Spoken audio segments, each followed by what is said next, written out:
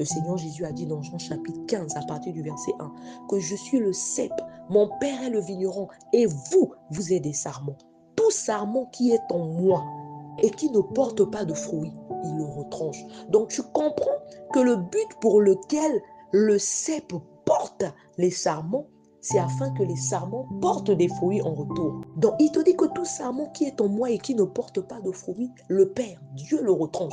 Donc le but pour lequel tu es en Christ, le but pour lequel les fleuves d'eau vive coulent de ton sein, c'est-à-dire le but pour lequel tu as reçu l'Esprit de Dieu en toi. Bien aimé, c'est que l'Esprit que tu as reçu en toi produise, porte des fruits.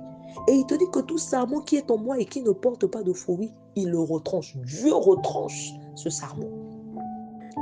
Tu comprends que, bien aimé, ça confirme la parole de 1 Pierre chapitre 4, verset 10. La Bible dit que nous sommes des dispensateurs des diverses grâces de Dieu.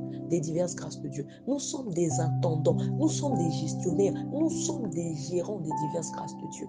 La grâce que tu as reçue de Dieu, bien aimé, doit impacter ton entourage, doit se répandre autour de toi. Ce que toi tu as reçu doit produire, tu dois porter des fruits. Et on te dit dans la suite que tout sarment qui porte du fruit, il les monde afin qu'ils portent encore plus de fruits. Ça te rappelle quoi? La parabole des mines. On te dit que le but pour lequel le maître leur avait remis les mines, c'était afin de les faire valoir. Celui à qui on avait donné 10 000 les fit valoir et il y eut 10 autres mines. Qu'est-ce que le maître a fait quand il est arrivé? Il a pris la mine de celui qui n'avait pas fait valoir la mine. On a donné à celui à qui on avait remis 10 mines et qui les avait fait valoir et qui avait eu 10 autres mines de plus. Ça te confirme cette parole, que tout sarment qui porte du fruit, il les monde afin qu'il porte encore plus de fruits. Lorsque tu travailles, lorsque tu exerces ton don, lorsque tu fais valoir le don, la grâce que Dieu a déposée à l'intérieur de toi, il y a des gratifications qui viennent. Il y a des grâces, il y a des choses qui viennent s'ajouter dans ta vie. Je vous ai même fait remarquer que vous allez voir quelqu'un qui a commencé en tant que pasteur finir apôtre. Il y a des gratifications qui viennent dans la vie des serviteurs de Dieu.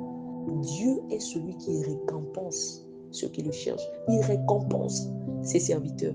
La Bible te parle du prix de la vocation céleste. Bien-aimé, la grâce que Dieu t'a donnée, c'est afin de la faire valoir.